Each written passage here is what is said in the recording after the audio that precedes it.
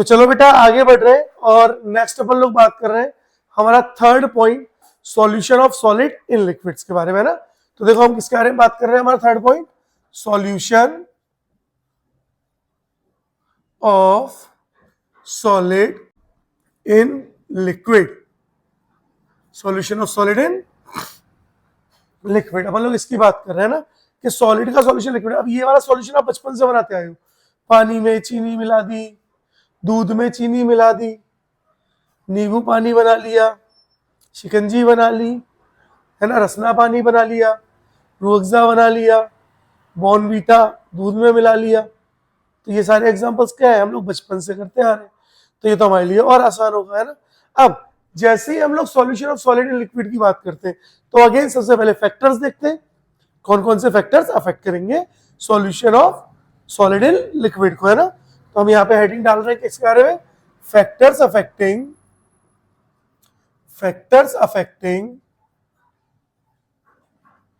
Solution of solid in liquid. ठीक है, कि कौन कौन से फैक्टर सॉलिड को लिक्विड में डिसॉल्व करने में अफेक्ट करते हैं।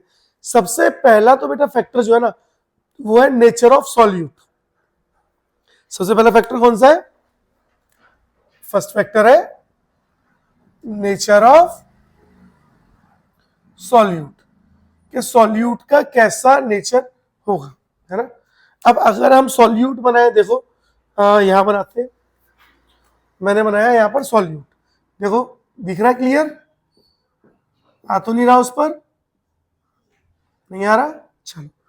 अब सॉल्यूट दो तरह के होते हैं, एक तो होते हैं, देखना यहां पे आएगा, यहां आएगा, आ रहा है यहां पर। तो सॉल्यूट बच्चों हमारे दो तरह के होते हैं, एक होता है इलेक्ट्रोलाइट, सही है, and the second is non electrolyte, second is non electrolyte. तो अपने सॉल्यूट बच्चों दो तरह के होते हैं, एक होते हैं इलेक्ट्रोलाइट और एक होते हैं नॉन इलेक्ट्रोलाइट। क्या होते हैं इलेक्ट्रोलाइट, जो वाटर में डिसॉल्व होने पर आयंस दें, वो इलेक्ट्रोलाइट होते हैं। तो क्या होते हैं electrolytes, which gives ions on dissolving in water. जो पानी में डिसॉल्व होने में आयंस दे वो क्या होते हैं, इलेक्ट्रोलाइट होते हैं, है ना। होता है ना ऐसा कि डॉक्टर बोलता है, जब कई बार हमारी तबीयत खराब होती है, डायरिया वगैरह हो जाता है ना, तो डॉक्टर क्या बोलते हैं, इसको ORS पिलाओ। तो ORS क्या है, इलेक्ट्रोलाइट है। ORS में आयंस होते हैं, Na ion, sodium ion, magnesium ion, chloride ion, ये सब आयंस होते हैं, है ना। चलो, नॉन इलेक्ट्रोलाइट कौन से होंगे, which not gives ions in water, जो वाटर में आयंस नहीं देंगे। क्या आप कोई नॉन इलेक्ट्रोलाइट का एग्जांपल बताओगे, कोई सॉलिड नॉन इलेक्ट्रोलाइट,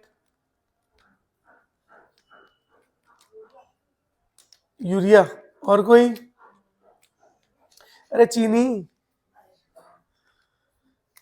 को पानी में मिलाते हो क्या वो आयन देती है, नहीं ना, लेकिन नमक को मिलाते हैं तो नमक आयन देता है। तो देखो हम लोग इलेक्ट्रोलाइट की अगर बात करें तो इलेक्ट्रोलाइट में बेटा अभी इनका एग्जांपल यहां देखेंगे, नॉन इलेक्ट्रोलाइट का एग्जांपल यहां लिख लो। नॉन इलेक्ट्रोलाइट का एग्जांपल जैसे हो गया हमारा शुगर, यूरिया, ग्लूकोज, फ्रक्टोज, है ना, एंड सो ऑन, है ना। ये क्या है, हमारे नॉन इलेक्ट्रोलाइट है। अभी ये आगे वेंटो फैक्टर में आएंगे दोबारा से और वह बहुत इंपॉर्टेंट रोल प्ले करेंगे, इसलिए हमें पता होना चाहिए इलेक्ट्रोलाइट और नॉन इलेक्ट्रोलाइट। क्लियर, चलो। अब देखो इलेक्ट्रोलाइट कौन कौन से होते हैं, दो तरह के होते हैं, एक होता है स्ट्रॉन्ग इलेक्ट्रोलाइट, एक होते हैं strong electrolyte, the second one is weak electrolyte, weak electrolyte. दो तरह के इलेक्ट्रोलाइट होंगे। देखो सुनो, स्ट्रॉन्ग इलेक्ट्रोलाइट क्या होंगे? वो इलेक्ट्रोलाइट जो कंप्लीटली आयोनाइज हो जाए, पूरे के पूरे टूट जाए, वो क्या होंगे? Strong electrolyte. वीक इलेक्ट्रोलाइट क्या होंगे? जो पार्शियली ब्रेक डाउन हो। तो स्ट्रॉन्ग इलेक्ट्रोलाइट्स क्या होंगे? Which completely ionize, which completely ionized in water, है ना। इसका मतलब उनके लिए डिग्री ऑफ डिसोसिएशन, डिसोसिएशन का मतलब बेटा टूटना, है ना, denoted by alpha is equal to 100%, पूरे पूरे टूट जाते हैं, है ना। लेकिन वीक इलेक्ट्रोलाइट क्या होते हैं? जो कंप्लीट, विच, यहां लिखते हैं, विच पार्शियली आयोनाइज्ड इन वाटर, यानी इनका जो अल्फा होता है, यानी डिग्री ऑफ डिसोसिएशन होता है, यानी अल्फा जो होता है बच्चों, वो होता है इक्वल टू, या हम ऐसे बोल सकते हैं लेस देन, या ऐसे लिख दो नॉट इक्वल टू 100%, यानी वो कंप्लीट आयोनाइज नहीं होते। वीक इलेक्ट्रोलाइट इतने वीक होते हैं कि नॉर्मल कंडीशंस में 5% से ज्यादा टूटते ही नहीं। हमने तो बोला है कि नॉट इक्वल टू 100%, लेकिन रियल में 5% से ज्यादा टूटते ही नहीं, है ना। कैसे? एग्जाम्पल देखो, अगर मैं स्ट्रॉन्ग इलेक्ट्रोलाइट का एग्जाम्पल लूं, तो सबसे पहला एग्जाम्पल तो हो गया आपका NaCl, KCl, HCl। अरे ये तो सॉल्ट है, तो एसिड है। क्या एसिड भी इलेक्ट्रोलाइट होते हैं? क्या एसिड भी इलेक्ट्रोलाइट होते हैं? जैसे सॉल्ट इलेक्ट्रोलाइट होते हैं। जो भी आयन दे, चाहे एसिड हो, चाहे बेस हो, चाहे सॉल्ट हो, वो क्या होगा? इलेक्ट्रोलाइट। तो एसिड भी NaOH, KOH and so on, ये सब क्या है? Strong electrolyte. वीक में कौन कौन आता है? जैसे मैंने बोल दिया CH3 COOH, एसिडिक एसिड, ये वीक इलेक्ट्रोलाइट है। और कौन आया? NH4 OH, ये क्या है? वीक इलेक्ट्रोलाइट, है ना। मैंने बोला CH3 COO NH4 weak electrolyte. ये सब कैसे इलेक्ट्रोलाइट है? वीक, यानी ये कंप्लीटली आयोनाइज नहीं होते हैं। बोलो पता चला? यहां तक किसी को कोई भी डाउट? अब आप जल्दी से मुझे बताओ कि अगर मैं solubility of solid in liquid की बात करूं, तो सबसे ज्यादा सॉल्युबल कौन होंगे? स्ट्रॉन्ग इलेक्ट्रोलाइट, है ना। अब इन दोनों में देखें तो स्ट्रॉन्ग ज्यादा होंगे, वीक और कम होंगे। अच्छा, इनका फंडा अलग है ना। पता चल रहा है? बोलो पहचान पाओगे? कोई डाउट है? चलो बहुत अच्छे। सेकंड फैक्टर देखें। Second factor is nature of solvent. Second factor is nature of solvent. देखो सॉल्यूट तो ठीक है, लेकिन अगर हम लोग नेचर ऑफ सॉल्वेंट की बात करें, यानी जिसमें मिला रहे हैं उसके ऊपर भी डिपेंड करेगा, है ना। तो हम बात कर रहे हैं किसके लिए? For electrolytes. यहां पे भी हम किसकी बात कर रहे हैं? For electrolytes,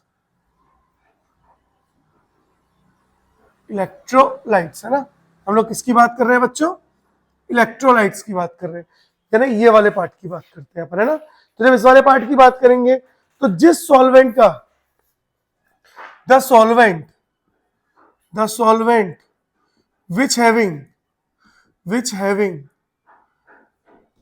higher dielectric constant value, the solvent which having higher dielectric, क्या होता है dielectric constant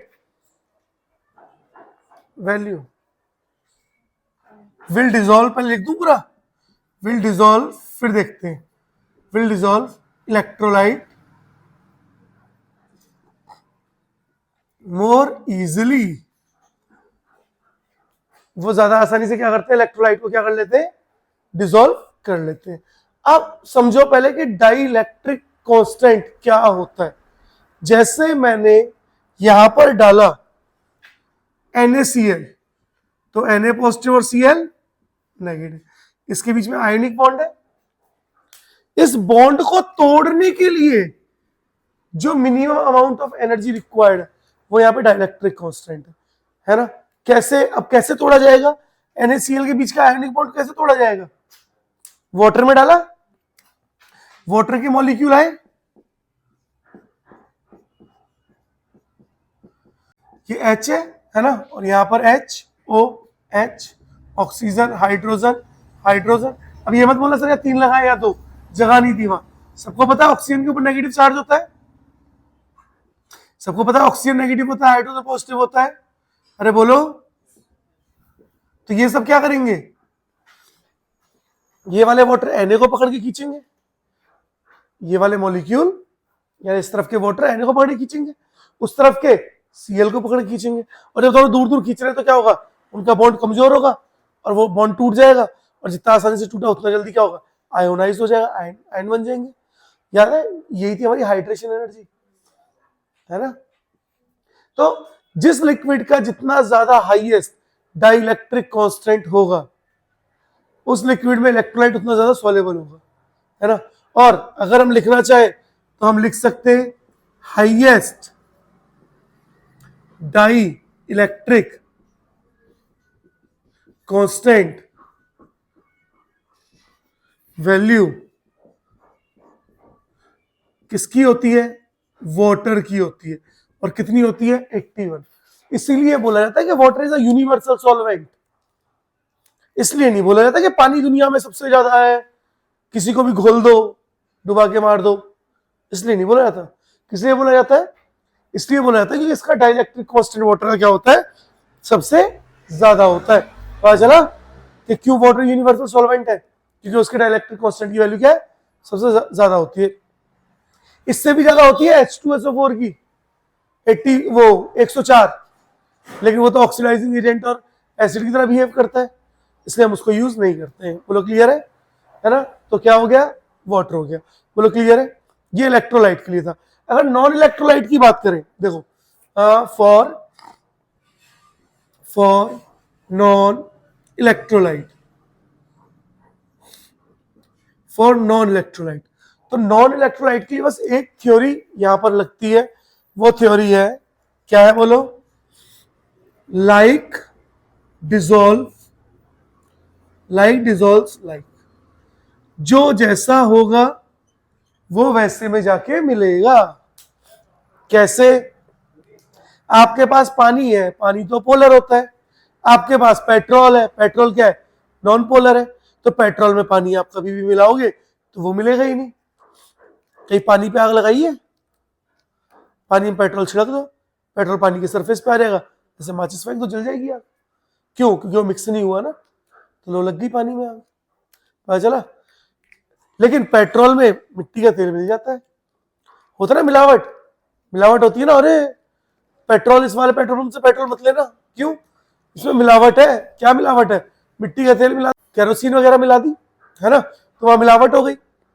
अच्छा पानी है, पानी पोलर है, तो पोलर में पोलर मिलेगा, है ना। ठीक है, तो जो जैसा होगा वो वैसे में जाके मिलेगा, है ना।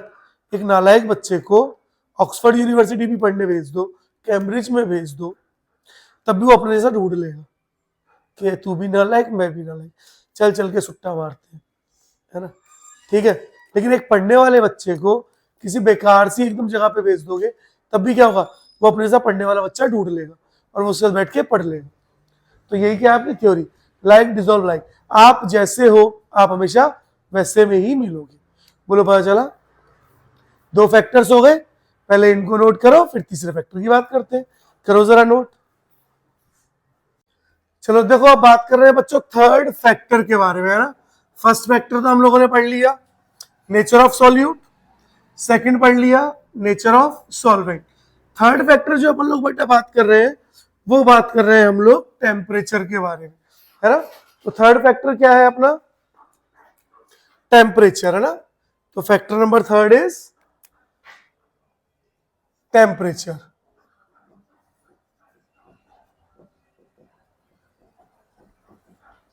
टेम्परेचर, चलो मुझे जरा बताओ ध्यान से, टेम्परेचर बढ़ाने पे solubility of solid in liquid बढ़ेगी या घटेगी? क्या होगा? बढ़ेगी, है ना? अच्छा, अगर मैंने बोला घटेगी तो घट भी सकती है, पता है? हाँ, टाइप ऑफ डिसोल्यूशन पे डिपेंड करेगा, है ना?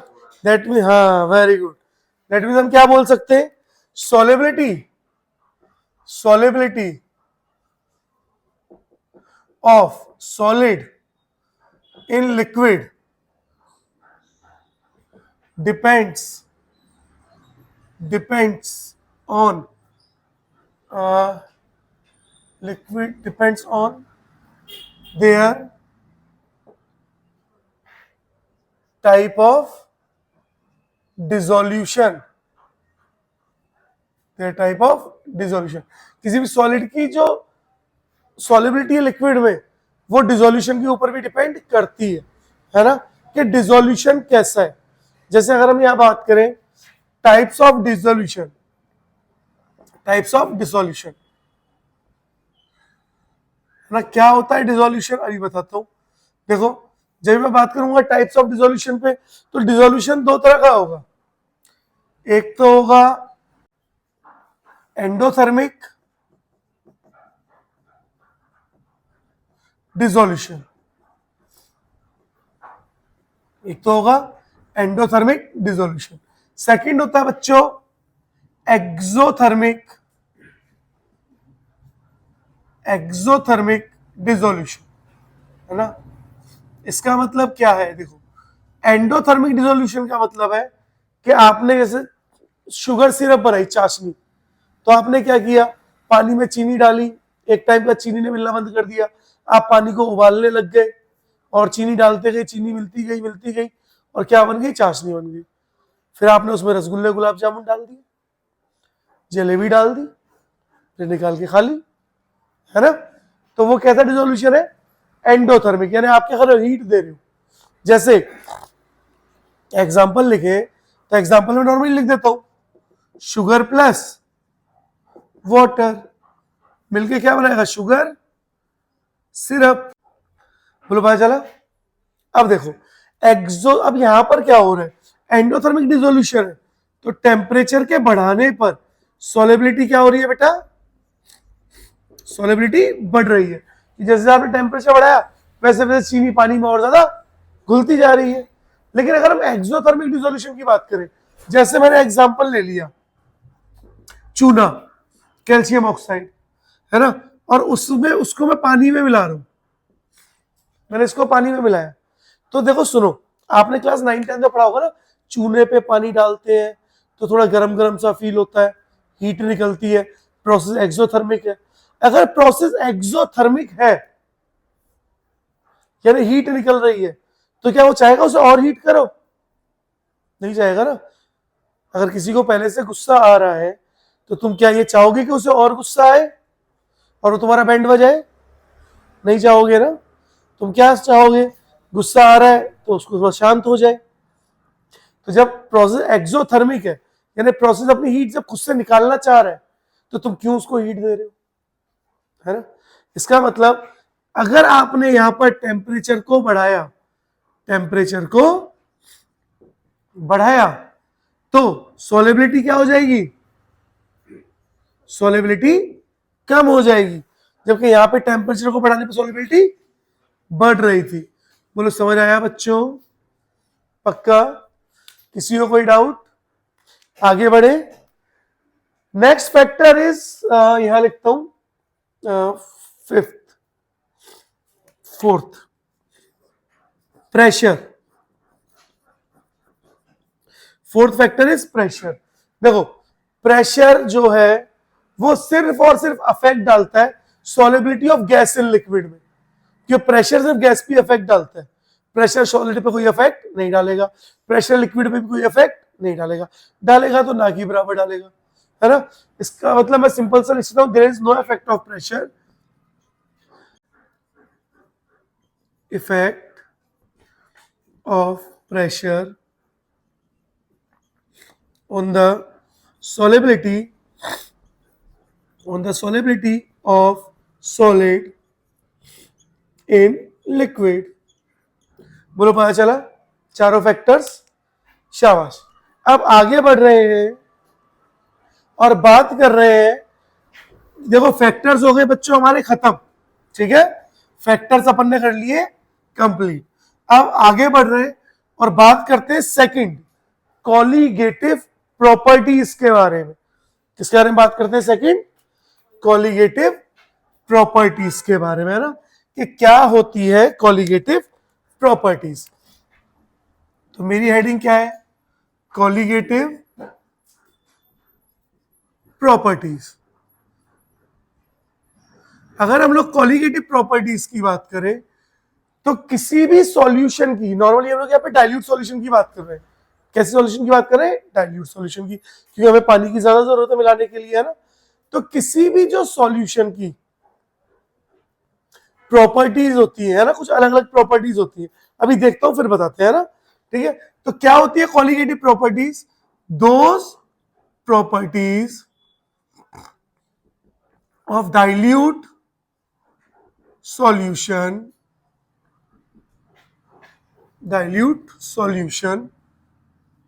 solution which depends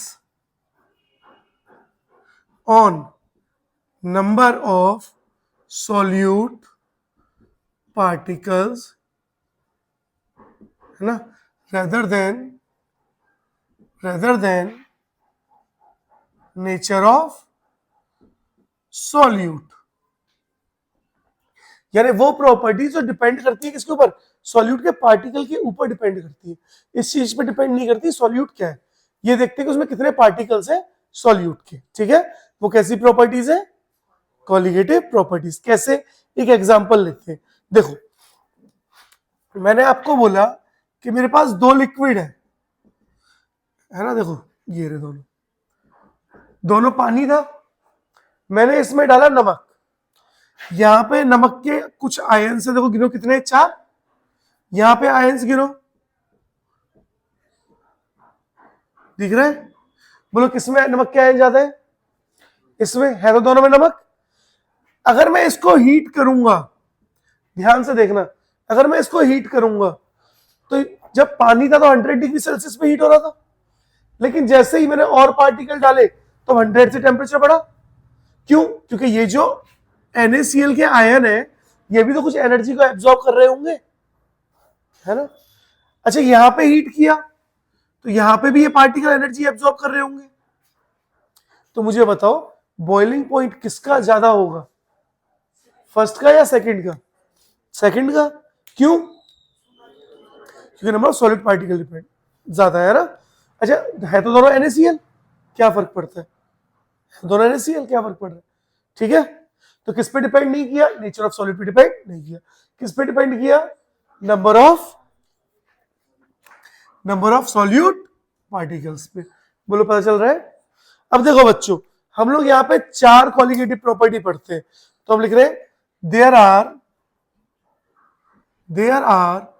4 colligative properties, है ना।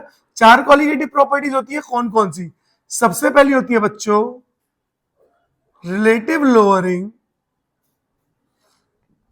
ऑफ वेपर प्रेशर, जिसको आप लोग बोलते हो RLVP, ठीक है। सेकंड होती है बेटा एलिवेशन इन बॉइलिंग पॉइंट, जिसको आप डिनोट करते हो डेल्टा TB से। एलिवेशन का मतलब क्या होता है? बढ़ना, कि बॉइलिंग पॉइंट क्या हो रहा है? बढ़ रहा है ना। Third depression in freezing point, जिसको बोलते हैं हम लोग डेल्टा TF। डिप्रेशन का मतलब क्या होता है? कम होना होता है। बोलो पता चल रहा है? In the fourth property and the last property is fourth osmotic pressure, है ना, ऑस्मोटिक प्रेशर, जिसको डिनोट करते हैं किससे बच्चों? पाई से, है ना। तो ऑस्मोटिक प्रेशर आप ऑस्मोसिस में पूरा एक्सप्लेन करूंगा, क्या होता है ऑस्मोसिस, क्या होता है ऑस्मोटिक प्रेशर, है ना। तो ये 4 क्वालिटेटिव प्रॉपर्टी हमें पढ़नी है, उसके बाद बस एक वेंटो फैक्टर आ जाएगा और हमारा चैप्टर खत्म। तो जरा करो नोट। चलो देखो बेटा आगे बढ़ते हैं, और अब हम बात कर रहे हैं हमारी फर्स्ट कॉलिगेटिव प्रॉपर्टी के बारे में, है ना, जो है हमारी RLVP। तो देखो स्टार्ट करते हैं, बहुत ध्यान से समझना, है ना, ये इंपॉर्टेंट है। फर्स्ट कॉलिगेटिव प्रॉपर्टी हमारी रिलेटिव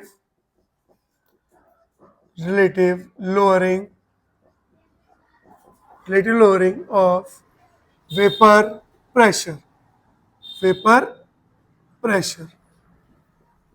देखो शॉर्ट में बोल दिया RLVP। अब देखो और समझो जरा ध्यान से क्या होता है RLVP। एक एग्जांपल की हेल्प से हम लोग देखते हैं। देखो एक एग्जांपल लिया, यहां पे हमारा है सॉल्वेंट। ये क्या है? सॉल्वेंट। सॉल्वेंट को हमने डिनोट किया ए से। सॉल्वेंट को किसने डिनोट किया?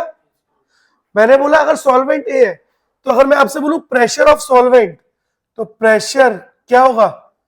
सॉल्वेंट प्योर है ना, तो प्योर है तो क्या होगा? P नॉट ए होगा, ऑब्वियस सी बात है। अब मैंने क्या किया, मैंने इसमें ऐड किया सॉल्यूट। मैं इसमें ऐड कर रहा हूं सॉल्यूट। सबसे पहली बात तो एक बात सुनो, जो सॉल्यूट है ना मेरा, वो नॉन वॉलेटाइल होता है। नॉन वॉलेटाइल का मतलब वो वेपर नहीं बनेगा, तो आपका सॉल्यूट वेपर नहीं बनेगा, याद रखना। लेकिन सॉल्वेंट जो है वो कैसा है आपका? वॉलेटाइल है। ठीक है, इस बात को समझना ध्यान से। अब जैसे ही मैंने इसको मिलाया तो आपका बन गया एक सॉल्यूशन। देखो आपका क्या बन गया? एक सॉल्यूशन। और सॉल्यूशन का प्रेशर कितना होता है? सॉल्यूशन का प्रेशर क्या होता है बच्चों? PS या P टोटल। याद करो, राउल्स लॉ पढ़ा है ना। अब इसके अंदर क्या प्रेजेंट है? सॉल्यूट प्रेजेंट है, बोलो हाँ या ना। अब मैंने इसको हीट किया और मैं इसको भी हीट करता हूं। देखो दोनों को हीट किया। जब दोनों को हीट कर रहे थे तो दोनों की वेपर बन रही है, बोलो हाँ या ना। दोनों की वेपर बन रही है, बोलो किसकी वेपर ज्यादा बनेंगी? ए वाले की या सॉल्यूशन की? यानी सॉल्वेंट की या फिर सॉल्यूशन की? सॉल्वेंट की वेपर ज्यादा बनेंगी, ऑब्वियस सी बात है। क्यों? क्योंकि अगर आप सेम टेम्परेचर दे रहे हो तो हो क्या रहा है? सेम टेम्परेचर इसकी वेपर ज्यादा बन रही है, लेकिन यहां तो इंप्योरिटी क्या कर रही है? एनर्जी को एब्जॉर्ब कर रही है। याद है मैंने बताया था राउल्स लॉ में, जितना ज्यादा इंप्योरिटी होगी उतना ही ज्यादा वेपर प्रेशर क्या हो जाएगा? कम हो जाएगा। याद आ रहा है? हाँ। अगर मैं आपसे बोलूं कि P नॉट ए जो था वो 1 एटमोस्फेयर था और P नॉट बी जो है वो 0.8 एटमोस्फेयर है, तो सही बात है। यानी अगर मैं लिखना चाहूं तो वैसे लिख सकता हूं। क्या लिखना?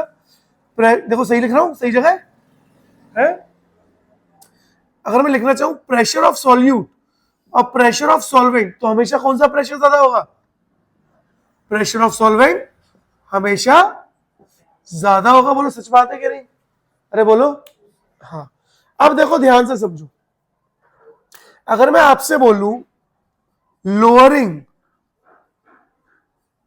ऑफ वेपर प्रेशर, मैंने आपको बोला बताओ वेपर प्रेशर कितना कम हुआ? पहले था 1, अब हो गया 0.8। बोलो कितना कम हो गया? 0.2। पहले 1 था, अब 0.8 हो गया। कितना कम हुआ?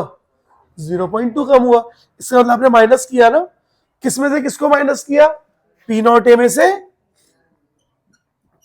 से PS को। लेकिन सुनो, लोअरिंग इन वेपर प्रेशर जो है ना, लोअरिंग ऑफ वेपर प्रेशर, ये कोई कॉलिगेटिव प्रॉपर्टी थोड़ी है। कॉलिगेटिव प्रॉपर्टी तो क्या है? Relative lowering of vapour pressure है ना। इसको याद रखना है, एग्जाम में पूछता है which of the following is not a colligative property, और वो लिख के देखा लोअरिंग ऑफ वेपर प्रेशर, और आप कंफ्यूज हो रहोगे यार ये तो मैंने पढ़ा है। Lowering of vapour pressure is not a colligative property. Colligative property is relative lowering of vapour pressure. बोलो क्लियर है? शाबाश। अब अगर मैं आपसे बोलूं relative lowering of vapour pressure. Relative lowering का मतलब आप रिलेट कर रहे हो, तो किससे रिलेट करोगे? स्टार्टिंग वाले से, इनिशियल से तो रिलेट करोगे। तो कैसे रिलेट करोगे? देखो, P not A minus P S upon initial से ही तो करते हैं रिलेट, है ना। इसका मतलब आर एल वीपी का फॉर्मूला क्या हो गया? R L VP equals to P not A minus P S upon P not A. What is P not A? Pressure of solvent. और what is P S? Pressure of solution. बोलो यहां तक किसी को doubt है तो पूछ लो, मैं दोबारा बता दूंगा। पूछ लो, अगर लग रहा है ना किसी डाउट है पूछ लो। पक्का नहीं है? आगे बढ़े, चलो। अब देखो एक चीज समझो बच्चों, यहां तक तो अपने कहानी क्लियर हो गई, लेकिन कई बार क्या है ना, एग्जामिनर हमें मोल्स दे देगा या मोल फ्रैक्शन दे देगा और प्रेशर नहीं देगा आरएलवीपी की जगह। एक बात बताओ, यहां पे मैं थोड़ा सा इसको आगे बढ़ाता हूं। मैंने बोला देखो, अकॉर्डिंग टू राउल्स लॉ के अकॉर्डिंग जो टोटल प्रेशर होता है वो क्या होता है बेटा? P not A X A plus P not be x. बोलो पता है? अच्छा, यहाँ पे एक्स ए कौन है? सॉल्वेंट। और एक्स बी क्या होता है? सॉल्यूट। तो टोटल प्रेशर क्या होगा? राउल्स लॉ टोटल प्रेशर का मतलब क्या होता है? प्रेशर ऑफ सॉल्यूशन ही तो होता है। वो किसका इक्वल है? P not A X A plus. जरा बताओ, अगर आपका सॉल्यूट नॉन वोलेटाइल है तो क्या उसकी कोई वेपर बनेगी? अगर वेपर नहीं बनेगी तो वेपर प्रेशर होगा? नहीं होगा। दैट मींस ये चीज तो क्या हो गई? 0 इंटू एक्स बी। इसका मतलब क्या बोल सकते हो? प्रेशर ऑफ सॉल्यूशन किसके इक्वल है बेटा? P not A X A.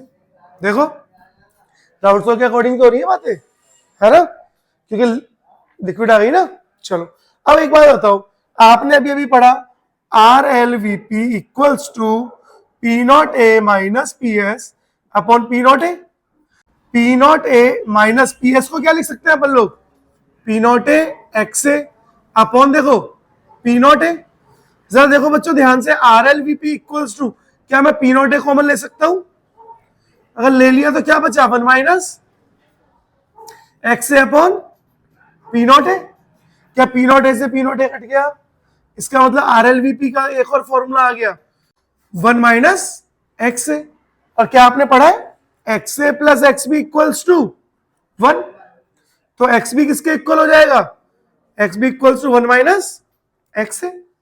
यानी आप क्या बोल सकते हो? R L VP equals to X B, यानी मोल फ्रैक्शन ऑफ सॉल्यूट।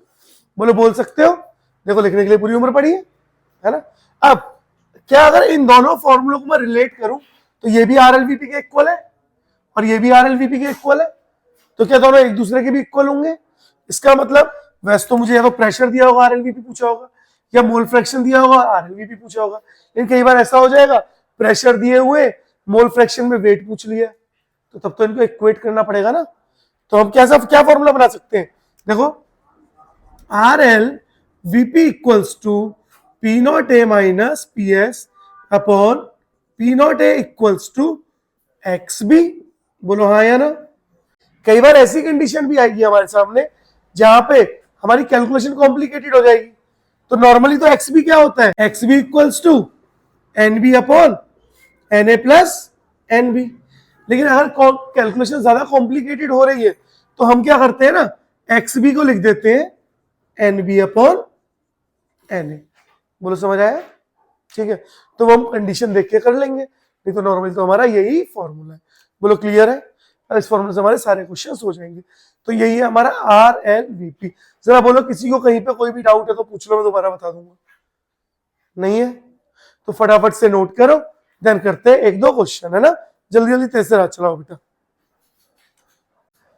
चलो देखो, अब एक क्वेश्चन कर लेते हैं बेटा आर एल वीपी से, है ना। अपना क्वेश्चन है, अपन इसको सॉल्व करते हैं, देखते हैं क्या क्या पूछा गया है। देखो सबसे पहले तो जो पूछा गया उस डेटा को देखो। सबसे पहले हमें वेपर प्रेशर दिया हुआ है प्योर वाटर का। प्योर वाटर मतलब हमें पी नॉट ए दिया हुआ है, या गिवन लिख दूं? देखो लाइट पे तो नहीं आ रहा, तो पी नॉट ए हमें दिया हुआ है बेटा कितना? 23.8 mm ऑफ Hg। और हमें क्या दिया हुआ है? वेपर प्रेशर निकालना है हमें सॉल्यूशन का, यानी पीएस हमें निकालना है, ठीक है। अब ये दो चीजें और गिवन क्या है, ये तो हमें निकालना है। तो अपने को पता है P not A minus P S upon P not A किसके इक्वल होता है, मोल फ्रैक्शन ऑफ बी, यानी N B upon N A plus N B. P not A आपको दिया हुआ है बेटा 23.8 minus P S upon P not A is 23.8 N B, B is solute and solute is urea. तो अगर मैं moles of urea की बात करूं तो यूरिया का गिवन वेट कितना बेटा 50, और सबको पता है यूरिया का मॉलिक्यूलर वेट कितना होता है 60 होता है ना। यूरिया का फॉर्मूला क्या होता है NH2 C double bond O NH2। जब इसका वेट निकालोगे तो इसका मॉलिक्यूलर वेट कितना आ जाएगा 60 आ जाएगा। तो 50/60 0 0 कटा 5/6 है ना, कितना आ गया 0.8 आ गया। 8 के बाद एक वैल्यू और बताओ 0.83 आया। अब उसके बाद दूसरा कौन है वाटर, तो मोल्स ऑफ वाटर, वाटर का गिवन वेट कितना है 850, मॉलिक्यूलर वेट कितना होता है बेटा 18। अब काट दो, 2 से काट दो, 2 9 जा 18, 2 4 जा 8 और 2 2 जा 4, 2 5 जा 10, 5 6 7 7 4 11 नहीं, सिंपल डिवाइड कर दो 425 और 9 9 4 जा 36 65 और 9 7 जा 63, तो कितना बचा 2 पॉइंट, तो 0 9 2 जा 18, यानी कितना आया 47.2 के आसपास आ गया। दोनों के मोल आ गए। अब क्या मोल फ्रैक्शन निकाल सकते हैं, यानी number of moles of urea is 0.83 upon 47.2 plus 0.83। अब पहले इसको सॉल्व कर लेते हैं। अब एक बार इसको सॉल्व करते हैं फिर देन पीएस निकालेंगे। तो इसको ऐसे लिख लेते हैं 23.8 minus P S equals to 0.83, 47.2 और 0.83 इज 48 इंटू ये वाला मल्टीप्लाई में चला जाएगा 23.8। अब इसको सॉल्व कर लो, खुद से करोगे या मैं करके दूं, खुद से करोगे, करो जरा एक बार सॉल्व।